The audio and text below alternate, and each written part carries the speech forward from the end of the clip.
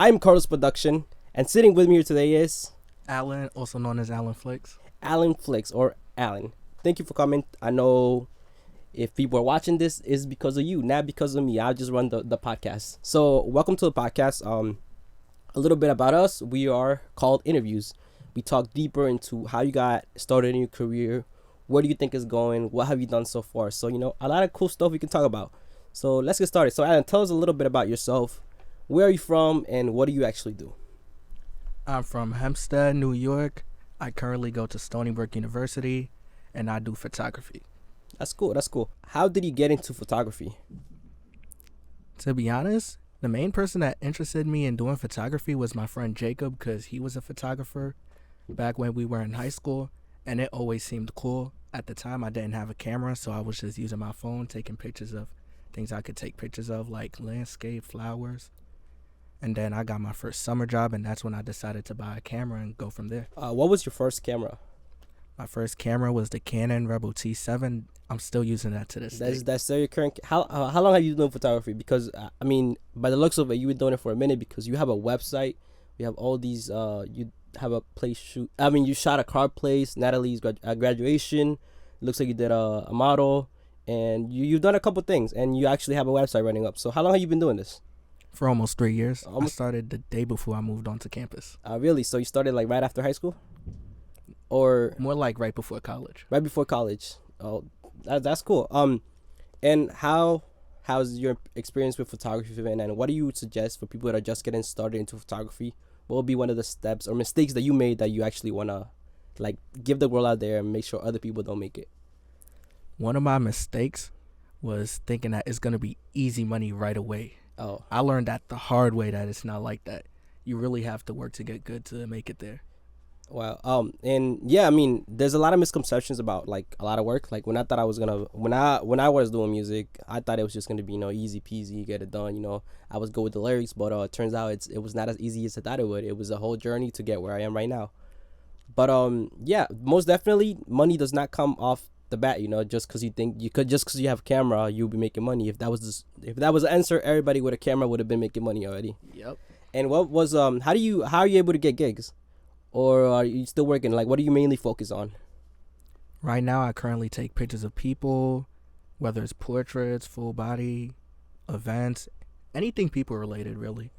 That's cool. I do photography myself, not as extensive. I wouldn't call myself a photographer, but I do have a knowledge of cameras. I have to in order to record this podcast. I got 2 cameras set up. It's usually 3 cameras with my co-host, but he wasn't able to make it today. But what was one of the first things you learned about cameras? Because there's a lot in cameras. Because we had Digital Horrors come up the other day. I think you worked with him apparently, because I see your folder up there. Yep. But we had Digital Horrors come here the other day, and we're asking him similar questions. But what is one of the hardest things you learned about like working a camera? One of the hardest things would be dealing with lighting, because sometimes the lighting conditions could be unpredictable. You have to make sure you have the right lens, the right settings to make it work. And that flash is really necessary, but if you don't have a flash, you really have to learn how to improvise to make sure that you have clear lighting for your shots. I work with a lot of photographers just because of the work that I do. I just every event that I do, there's always a photographer right next to me, so I'm always learning stuff from them. My main focus currently right now is audio and video. I have not really fully dived into the world of photography, but I feel like if I did choose to one day, it would be a little easier because of my knowledge of cameras. But would you say, do you use a lot of flash? Because there's different styles of photography. Let's just get it out there. There's different styles, there's different things you could shoot. You could do portraits, you could just do plants, you could do animals, you could do there's a whole bunch of things. You could do sports, you could do cars. But when it comes to photography, do you use a lot of lighting, like flashes and stuff, external lighting, or are you just natural lighting, whatever is available to you? I'm more of a natural lighting type of person. I'll really only use flash if I have to. Is your flash like synchronized like on the side, or is it just on your camera? I have one of those speed light flashes that you put on your camera. That's what it's called? It's called speed light when you have it like on the side?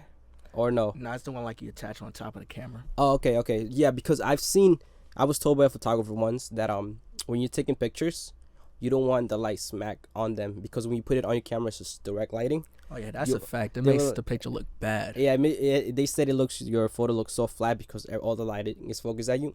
So, and one of the ways I have my lighting set up over here is a little bit is they always told me to keep it 45 degrees away from your camera. So right now, if the camera's facing you, you should keep it to the side 45 degrees, and that's like he told me follow the nose basically, and I think that's a really good like tip he gave me, and I use it. I'm currently using it right now. So I I I think you shot a lot of my friends. Rowida, Yep. she's my best friend, and I saw a picture on your That's actually how I found you. She posted a picture of her, and it was on your page. I'm like, who is that? Who took those photos?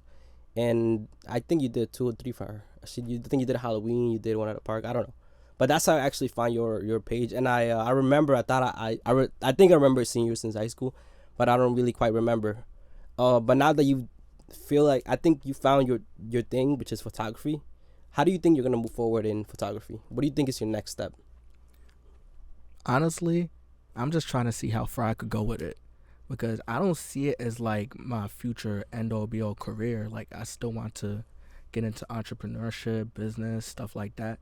But if I do make it far enough with photography, I'd definitely be interested in seeing how I could grow it into something bigger, whether it's owning studios, being a celebrity photographer.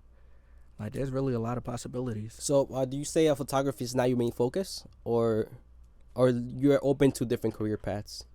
I'd say it's not my main focus. It's not your main, but you're really good at it. I would say honestly, from what I've seen, from the photos you got on your website, from the photos you got on your Instagram, I say just keep at it, because if you found something you like, you genuinely like doing, and it can potentially make you more money, most definitely. But yeah, like I said, I met a lot of photographers. I actually know a guy that worked for Canon for like 30 years, and that guy would not. That guy has a Canon camera.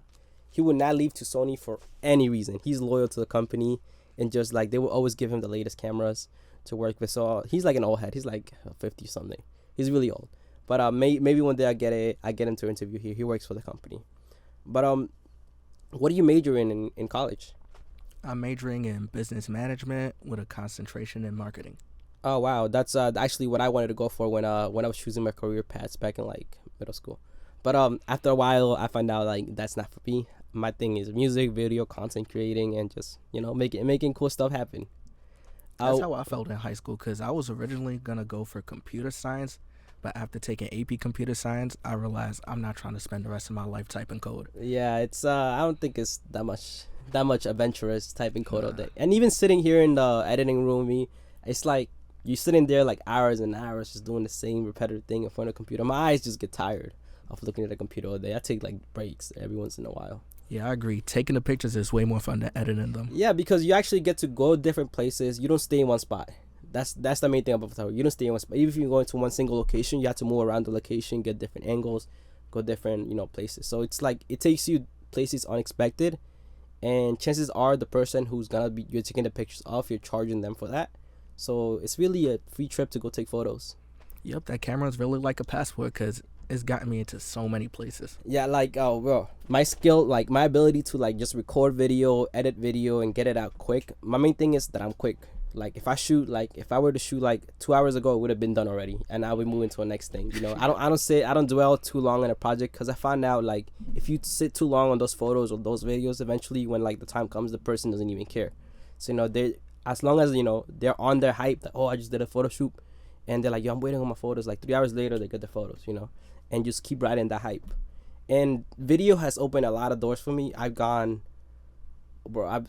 just in the past, just joining this company about 6-7 months ago, I gone to like, oh my god, like 30, 40, 15 weddings, and all different locations near the beach, near the like so much crazy stuff. And even before I was doing it like consistently, artists would just take me to our events, and they were just like, oh, I get to take pictures and videos of other artists.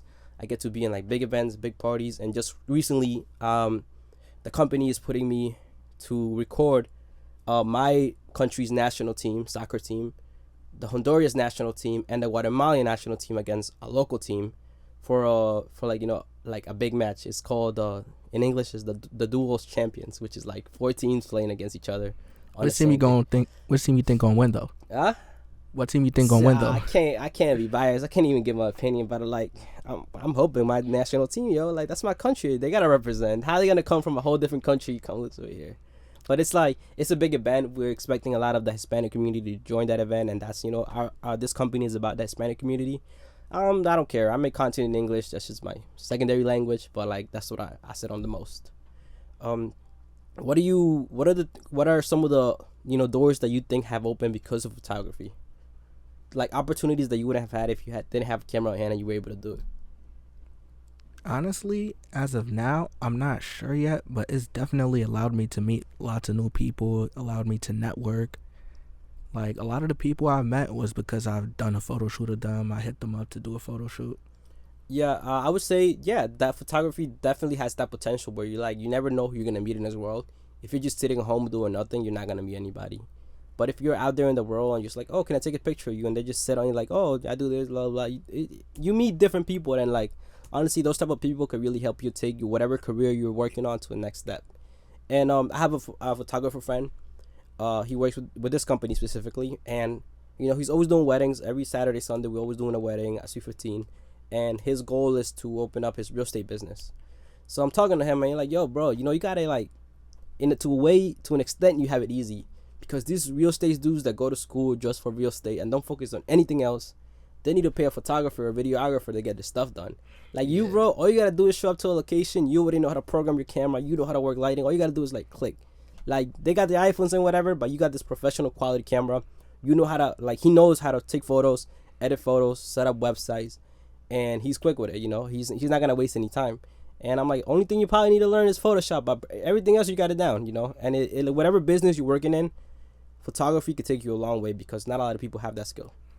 Yeah, I'd say that's one of the biggest misconceptions that people have. They think their phone is the same as a camera. It's nowhere near the same. That is a huge misconception because the camera, it's just you can't even get the depth of field on an iPhone, even though they make you think you do.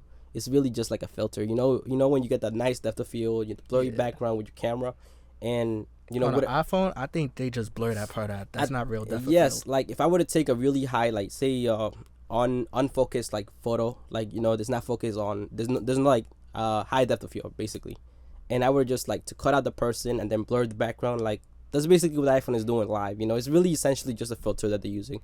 iPhones don't really have, in order for you to get that depth of field, you actually need a big lens, just to be able to create that depth of field. And iPhone 20 cameras are not doing it. And on top of that, professional cameras have huge sensors. Yep. Like an iPhone, it's like I don't even know. You couldn't even call it half sensor. You're not gonna get the same quality, believe it or not. And I think iPhone users will really like come at me for that.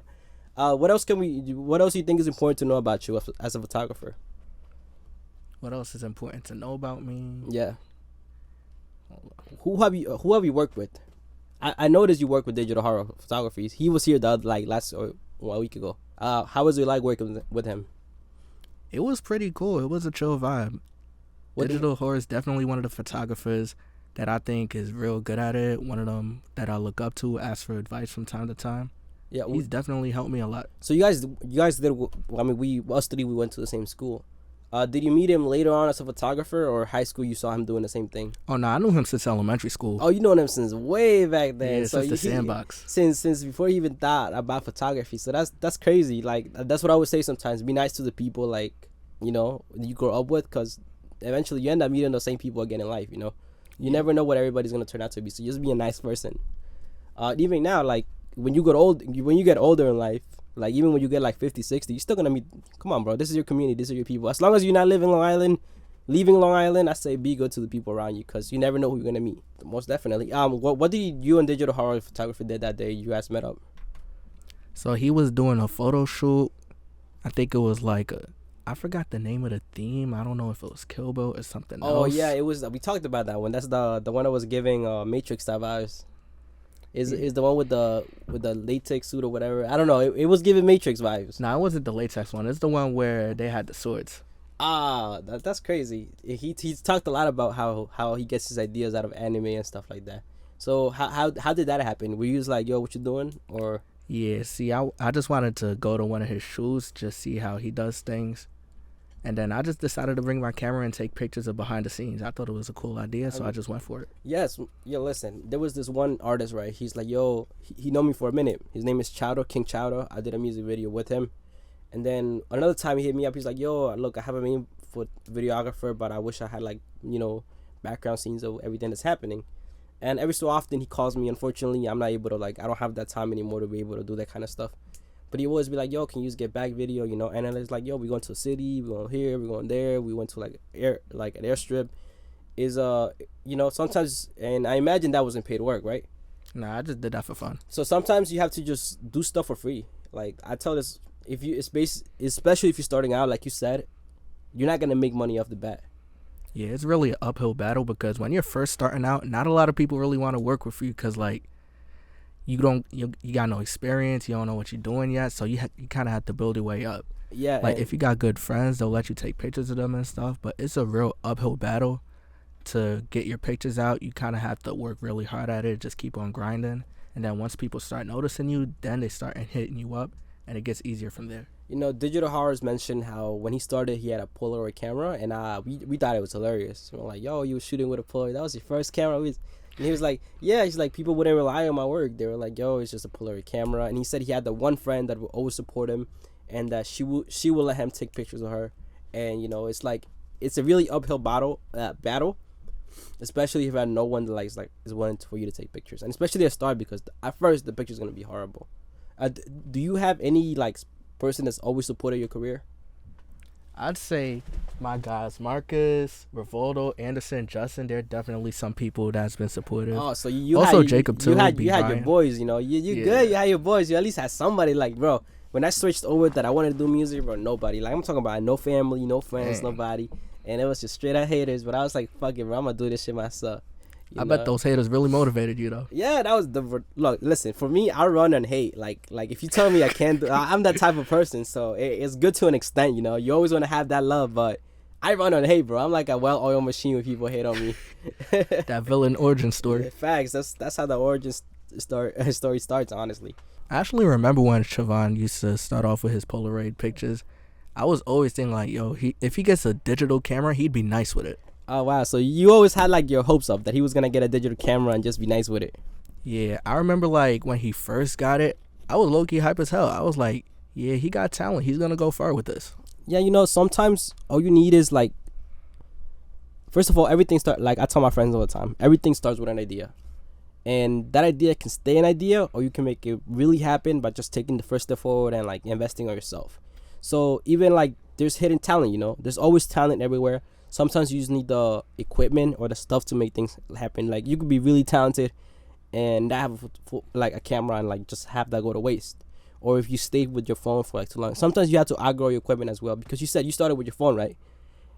Yeah, but that wasn't really pictures of people. I was just kind of taking pictures of flowers, whatever. Exactly. And then that idea just, grew fruition in your mind, and you were like, you know what? I'm going to invest in a camera. And you actually had to get a job and get money to be able to fund your career, and you start with something, And you're not always going to start with the best equipment. And that's the fun of doing this kind of stuff.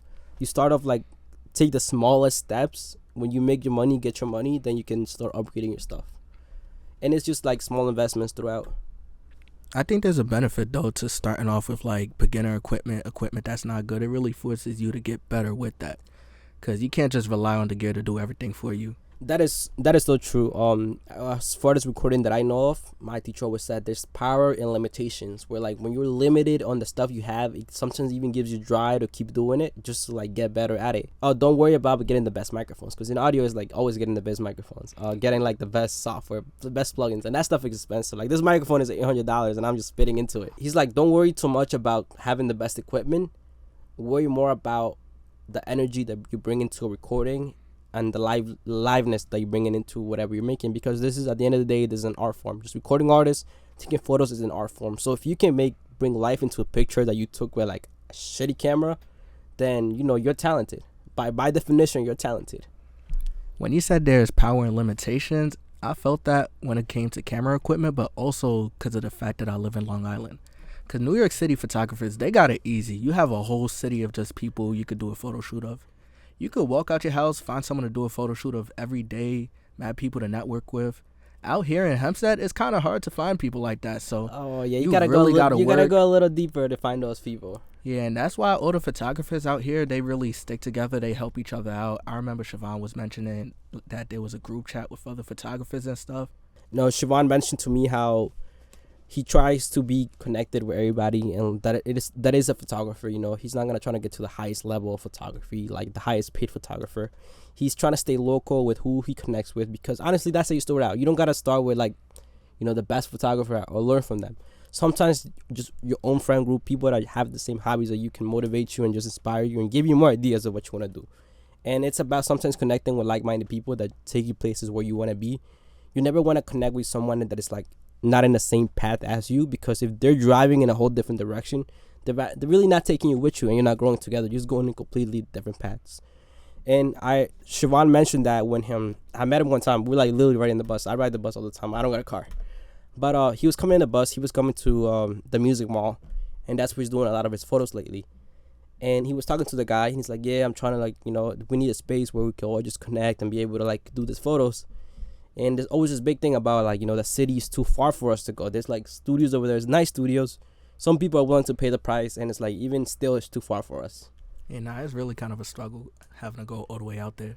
Yeah. I look. Sometimes you gotta do what you gotta do, but like the traveling and imagine having to do a photo shoot. You get your model, you get your camera gear, you get whatever you need, props you need to buy, and you're like, all right, let's make our trip to the city to go take these photos. It kind of kills the vibe that you're not able to have something local. And I'm fortunate enough to have my own space where I could just do photo, video, whatever I gotta do. But I know some people don't got it like that. Yeah, me, for example, I don't have a studio that I go to. I sometimes improvise to get that studio look. Like, if you go to this one right here. Yeah, that looks like they're at a studio, but I'm like, no way. Where's that at? Like, what's the story behind the picture right there?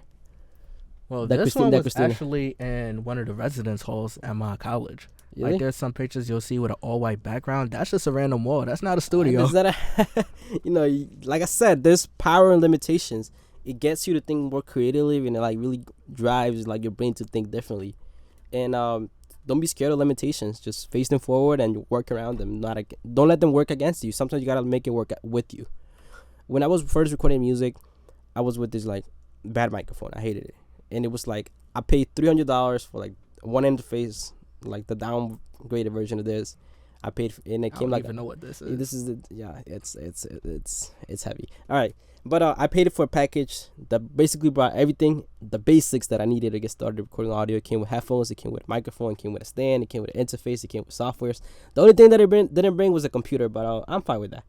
But that limitation, like the fact that I was able to record, even though it was a horrible mic, I was able to get good recordings, and other artists were listening. I started getting clients of just like $300 investment, and I was charging $30 an hour, $40 an hour, whatever. After a couple recording sessions, I made that money back. And you know what? I took that money, I put more money on top of it. I'm like, okay, I'm gonna upgrade this, I'm gonna upgrade that. I've ended up spending nearly $20,000 in equipment alone. Oh, damn. And half of it you don't see it, because half of the stuff that I use for recording is softwares. So, and it's like monthly I spend like at least $200 on like plugins, software stuff to get stuff running. But it's the initial investment that counts. And I broke out of most of my limitations. I still got some on top of me, but I'm getting there. I think but limitations are great for growing. Yeah, they really are. And also, going back to something you said earlier about like not working with like the best, highest photographers, I think it is good to work with like people that people that are local, because even the best photographers, they were nobodies at one point. They started off probably taking pictures on their phone. They had to get up there. So it's like when you and everyone y'all help each other get to that high level, is way more rewarding, because you made it up there with your day one, instead of like having to ride behind someone that's already up there that you barely know. Eventually, these people, top photographers, they'll die off. No offense. I'm not wishing you death. I'm not wishing death upon you, but they'll die off. People won't like their photography no more, and like there's got to be somewhere to take over. That's just how any business, anything works. Once the old heads are done, like there's got to be a new wave, new generation coming in, and if you stick for it long enough and not just ride the wave, stick on it long enough, eventually you'll be that people will be looking up at you like, yo, what, you've been doing this for 20 years? You up there? You top tier now. Yep. But it definitely takes you 20 years of consistently working on your portfolio, and just working on different stuff. One What are some of you? What do you say? You focus a lot on people now. Before it was just I felt like when you were starting out, you were kind of shy to ask people to take photos with your phone, and like once you got your camera, you're broken to asking people to take photos of them. But you do weddings, 315s. Do you do parties? What do you like? What do you say you like doing the most as far as photography? Currently, more like just pictures of like people, not really events. More like solo pictures, maybe group pictures. But I am getting into like events and stuff. Haven't really done wedding or sweet 16, but those are definitely on my bucket list. Oh, I mean, listen, listen. This is what we do. I don't know if you know it. We are one of the biggest entertainment companies in Long Island. Yeah, I'll be seeing you on Snap at a lot of weddings and stuff. Yeah, I don't know if you know it, but like we're big in the Hispanic community. Just because the businesses love us, the people love us, and we just out there. We are responsible. I'm not gonna say we. That company is responsible for the game that's coming up on July 8th, which is like, bro, we're bringing the national teams from 3 different countries, and we're responsible for the Salvadoran Carnival. I don't know if you see that, where it's like mad Hispanic people used to come together one day of the year. It's in Hempstead. I think I've seen that before. Yeah, you can't miss it. It's hard to miss. You just walking by Main Street and you see mad Hispanic people together. Oh yeah, I think I have seen that before. So if you lived in Hempstead long enough, you know what we're talking about. And we're also responsible for the Eisenhower Park Latin Carnival every September 8th. So we have these 3 big events coming up, and that's the reason people know of them is because there was someone there to document them. People after a year, people don't remember, honestly. But the reason we're still doing the events is because someone was there to take a photo, someone was there to take a video, and at the end of the day, that's the only thing people have to remember stuff by, like photo and video. And if you do a great job, people will remember your photo and video. Yep, that's true. Pictures, they do last forever, and they say a picture is worth 1,000 words. I just gotta make mine worth 2,000. Yeah, that's that's a mentality to move by. Anything you want to tell anybody listening to, because people are watching this podcast, not because of me but because of you. So what do you want to tell those people that just follow you and just look at your work? Because we know there's people out there that might look at your work, never comment, never hit a like, are always watching you, but for some reason they don't show you support you. That's right. What do you want to tell those people? Hey, don't be afraid to hit that like button. Yeah, don't be afraid of don't be afraid to share. But this. I would want to say thank you to everyone that has seen my pictures, that has supported, and especially the people that I have taken pictures of, because I wouldn't be able to get this far without them. There has to be someone in front of the camera for the pictures to come out the way they do. It's a teamwork. You can't do a lot of things in life without having someone next to you. Like some people like to be creating, like, yo, I did this myself. Like, no, there's always someone behind your work, because as a photographer, it's a team of 2. You can only be behind the camera. I don't know how you be a photographer and a model at the same time. There's always is a team effort when it comes to photography. Yep, that is true. Although I have tried to take a picture of myself with my camera. You only get one angle. There's no creativity in it. Sometimes it just comes out like whatever it is. I've done a couple photo shoots for myself, just for content, and like for the photographer, I'm always the test subject. Before the model comes in, I'm the guy that gets taken the picture of, make sure lighting is good and whatever. So I always be posting those pictures on Instagram or whatever. Do you have anyone you work closely with? I'd have to say Rivaldo, since we lived in the same suite. I'd always take pictures of him for practice. I probably have like a couple hundred pictures of him by now. Quick question. What lens do you have? What size lens do you have? I have the 18 to 55 millimeter kit lens that I don't use no more. That shit garbage. I also had the 50 millimeter prime lens. I like that lens, but the autofocus on it was kind of slow for my camera. Oh. And I couldn't really zoom out or zoom in, so I always had to move around. I mean, that's kind of like, what a prime lens is. You can only stay a certain distance for it to. I think your problem is you're trying to be too back and zoom in. I'm like, a prime lens is only meant to be one specific, distance. I learned how to make it work, though, for like the year that I had it. And then I got the 17 to 50 millimeter f2.8 lens. That's what's currently my favorite. So you don't go further than like 60 millimeters in lens? Nope, not really. I do plan on getting some that are further, but that's for later on. Nah, we got this jumbo 70 to like 200 like lens. It's right there. It's literally right there. It's just inside a case. I think I seen the 100 to 600 millimeter one that you said you used for sports. Yeah, that was the 70 to 200. Yeah, it's like even still 70-200 is like this big when you like actually zoom all the way in. Is like this huge, but it's required for sports. Like you have to be across the field sometimes to take a photo. Where do you plan on taking your photography? Do you see yourself? Do you envision yourself doing something further with photography? I would like to take pictures of like celebrities one day, maybe a couple magazines, but I don't really see studio work as being where I go with it because I really don't like the idea of just being in a studio all day. I kind of want to be outside. I don't think you want to. Yeah, I was gonna say that. I don't think you want to be inside. Like, control lighting is fire when you need it, but not. You don't want to be controlling the lighting inside like for the whole year round. Yeah, it definitely gets boring after a while. But I definitely know people though that do work with studios and then work outdoors. They like whatever work comes into the studio, they take it, and then sometimes it's like the people that I know of, they're already living life. They've set on the idea that photography is what I do. That's my thing. It's like that's my moneymaker. That's where I pay my bills from. So they do whatever they have to do to get the money, and that includes working with studios, working by themselves, and working with companies. And I think that's one of the next ideas you should be looking into. Maybe call up a company and be like, yo, I'm starting photography. Can I like join in for like whatever event you have coming up? And sometimes it's a matter of just asking because you never know what like even when you see like billboards across like promotional stuff, that's like there's a person behind that. Even though you might just read event coming up, blah blah blah. There's a person behind it. There's like one single person behind it that might need your skill in the future. Maybe not for this specific event, but as long as you stay on their radar, like when they need somebody, you're the person they're gonna call. So that's something to think about. Yeah, that's something I might try out one day. I would say though, pictures that I take just for fun are usually more fun than pictures that I get paid to do because when it comes to like paid photo shoots, I tend to stick with what I know works because I want to make sure that they get a good product. But when it comes to like pictures I take for fun, I try different things out, different angles, stuff that I'm not sure might come out good. If it comes out good, I'm happy. If it doesn't, at least I tried. Yeah, it kind of puts less limitations on me. It's a learning process. I've definitely had my moments when I needed to learn something, and I would just call up an artist and be like, yo, you want a free recording session? And I just try different stuff with them, And eventually that stuff would make it to my official recording sessions where I would getting paid money just to record artists. But it's a trial. A lot of the stuff we do is trial and error. You just gotta know when you mess up and learn how to correct it. I'd probably say with trial and error, that's how like my first year of photography started off. I really didn't ask other people for help at that time. I didn't really go on YouTube. I kind of just tried to wing it and do everything on my own.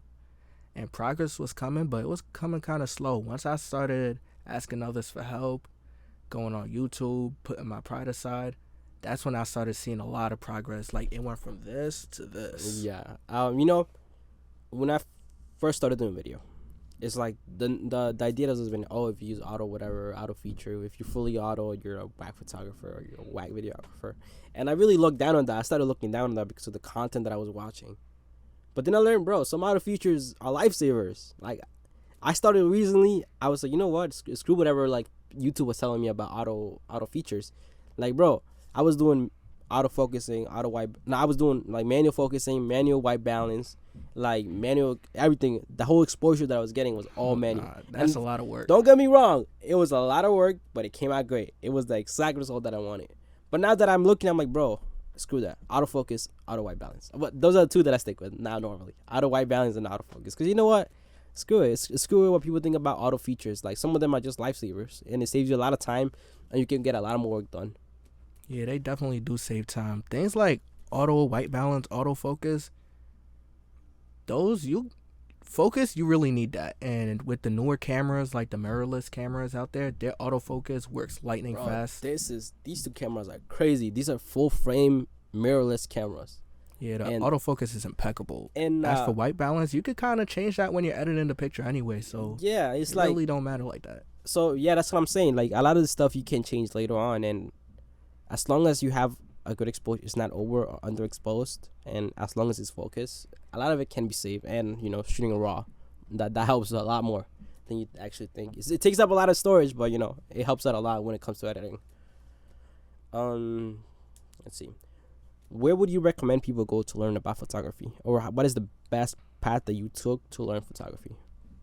Honestly, I think there's different paths for everyone. Like, if you're someone that needs someone to teach you or would prefer someone to teach you, you like to learn in a school type of environment, definitely take a photography course.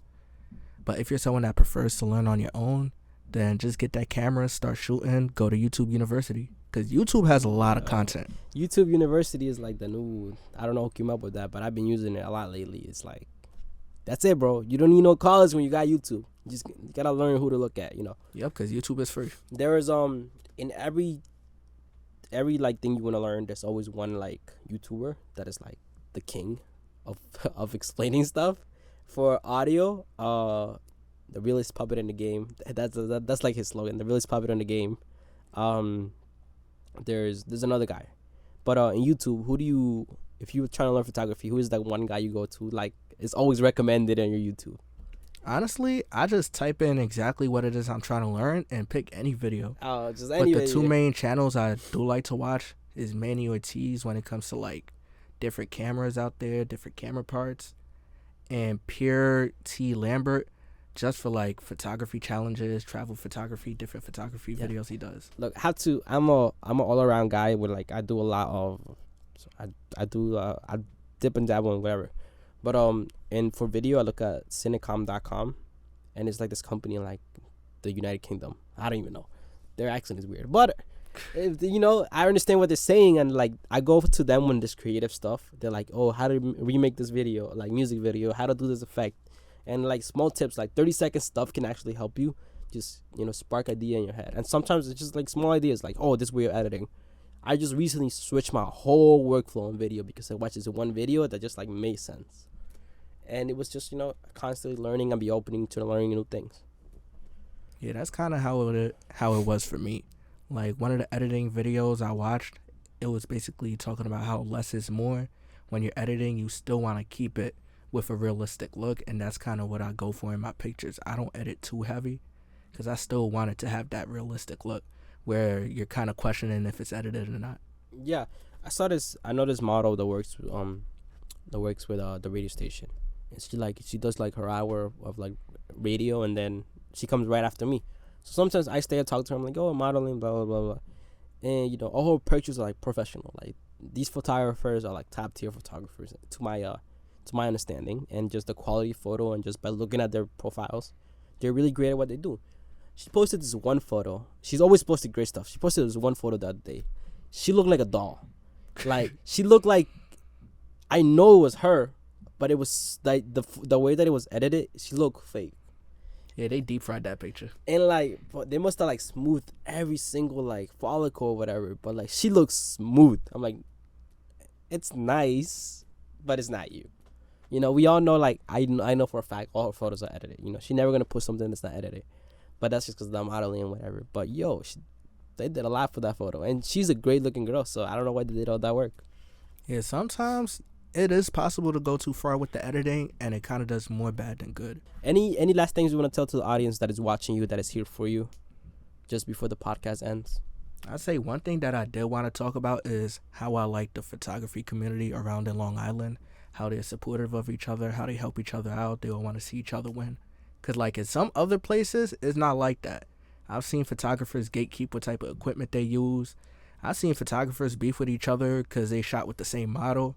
It's real hectic in other places. But in Long Island, it's really a warm, embracing community where everyone wants to see each other win. It's cool. If I was more into photography, I don't know who to call. I know to call you. I know to call Siobhan up. I know to call, and it's because a lot of photographers are opening to sharing their craft. And bro, if you're a photographer, share your craft, because if you actually gatekeep people from, being able to learn this stuff, eventually the photography will die. There's not a, people will be like, yo, what's the whole point of buying this whole $1,000 camera if there's no one for me to learn from, or like someone to teach me, Sometimes all you need is the teaching opportunity for you to go further in life. And like, I'm a person that I don't hide my knowledge. If you send me a DM and ask me a question, how to do this, I'll take 10 minutes of my day, whatever it is I need to take, and just be like, yo, do this, do that. And this is how you connect this. Like, if I know something, I'll let you know what it is. Like, why should I watch you go through the same struggle I did? Yeah, I respect that. There's room for everyone to eat. Plus, if everyone was gatekeeping, knowledge would eventually die out. It would be way harder to make progress. Because in the scientific community, they build on top of each other's knowledge. So why can't we do the same? Yeah, and we've learned that when scientists just don't share their knowledge, a lot of stuff just like gets up. gets rediscovered or discovered again. Like you could have just been truthful from the start. But there is one thing I'm big about of sharing knowledge though, and that is which is not completely sharing knowledge, but more like the market. All right, when we have too many photographers entering the market that are like complete newbies, they don't know how to charge. They don't know how to charge. They'll be like, "Yo, 150 for one session is good." Like 1 hour, I'm like, it's not. It sounds good, it's not, because you murder in the market. Because photographers generally charge for like say an event minimum 1,200. So don't go into like, oh, I'm gonna go shoot a whole, like charge somebody like $300 to go shoot a whole wedding when it could have gone to a person that's charging 1,200, and eventually in the long run you're killing the market by undercharging by a lot. So investigate how much people around you are charging and aim for that price, because that will keep the market up there. And once you get older, that price will stay there. Like think 5-10 years from now, if you're charging 300 right now, and somebody else in like say 10 years from now, like, oh, I got charged 300 5 years ago, like, oh, I should be expecting to pay 500 next time. I like, maybe prices went up, 500. But reality is, don't undercharge your service. Now, sometimes you do have to undercharge though, but not like a lot. Like if you're just starting out, you kind of have to charge less than people because you have less experience and stuff. People don't really have an incentive to choose you over someone that has more skill and experience. So if you provide them with a lower price, that kind of gives them an incentive to pick you. But so I'd say definitely sometimes you might have to do that at first, but definitely raise your prices as you get better. Yeah, I think it's important for you to let people know that you're charging this price because you're just starting out, and keep that idea within people. It's sometimes this knowledge that we're talking about shouldn't go out to the public, and just to keep the market up there. People shouldn't know. Like, how much other people are charging too. It should be within the community. Just know how much you're charging. Settle on a number that is fair number for the customer and you, within like certain stuff. Like say you're shooting, restaurants, or like, okay, restaurants, we charge this much for this, and just have that price in mind and do not undercharge, because you will murder the market. And by the time you're 10 or 20 years into your path, into your career, the price is going to be so low. You're basically going to be, killing yourself at the end, because you're not going to be able to charge those prices later on. Yeah, I kind of agree and I kind of disagree, but that definitely makes sense. You don't want to undercharge too low because you're just making it worse for everyone else. So here's the thing, right? I'm always hearing this from DJs, because DJs did the same thing. They killed themselves. They were being greedy and they killed themselves. They would charge 200, 300 for an event, 4 hours, 4 or 5 hours. But we know in reality, to do an event, you should be charging minimum $1,200. No ifs, no buts. That is the lowest you should be going for.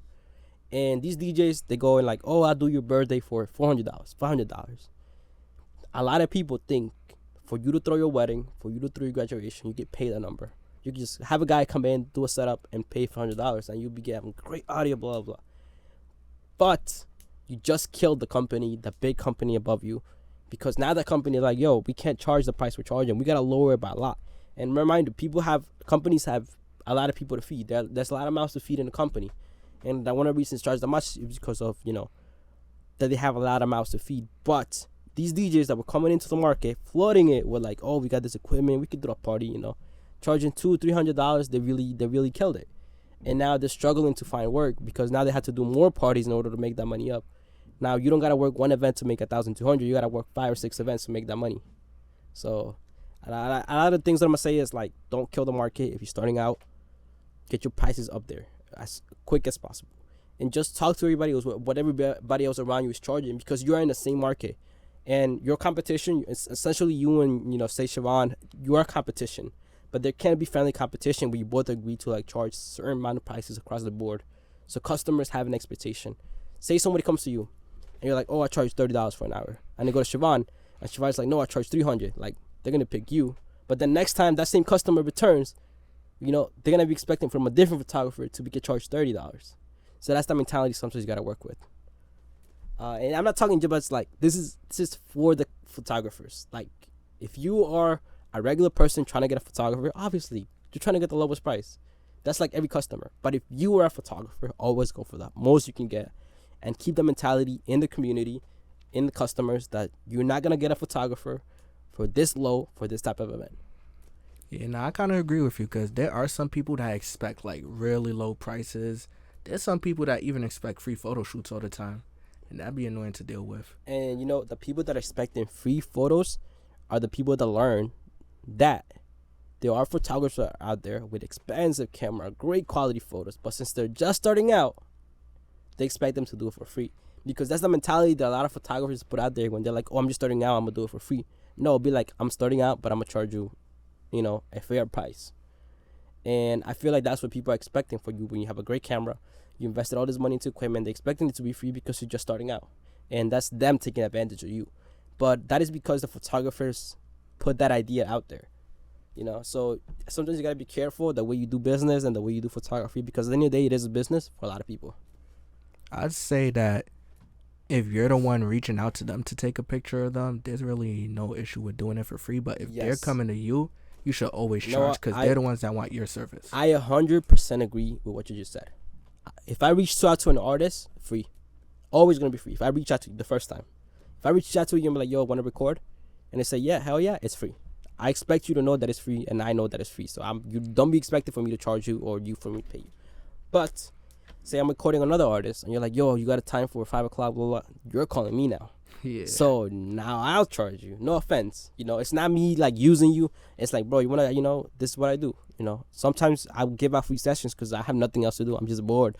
Like, I'd rather be recording someone for free, learning something, than just be sitting here and doing nothing. The main thing photographers should do is kind of know their worth, know their value, know what they bring to the table, and charge based off of that. Like, because the thing is, sometimes customers will be willing to pay a higher price if they know a photographer has like more skill, better results and stuff. So that's why the price variations aren't that big of an issue, because if they know that they could get better quality if they pay more, sometimes they'll be willing to pay more.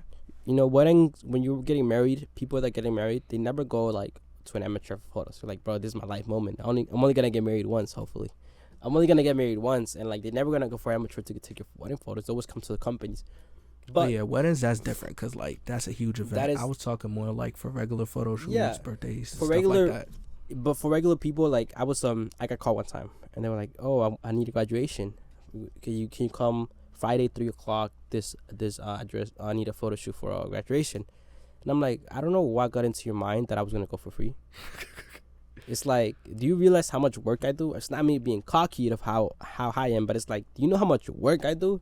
What it takes for me to like set up my equipment, charge my equipment, get SD cards, buy the equipment, prepare it, take it over there, set up for you, and this is my price. And they were like, oh, but fortunately in that situation, I gave them a fair price. Like, oh, I'm so glad you didn't charge me $500, $600 for like 1 hour. I'm like, no, I'm not gonna charge you $600 for an hour. But sometimes they were lenient on the price at least, and I felt like, since they were lenient, I felt like I undercharged. I charged them $250 1 hour. I'm like, oh, that's all right. It's 1 hour. I can make it happen. But I think I'm approaching the time where I should be ending the podcast. We've hit an hour of recording and just talking. Thank you guys for watching the interviews, bring you insight into this world, doing interviews from your people that you recommend, that you want to hear more about their origin story and where they're going with their careers.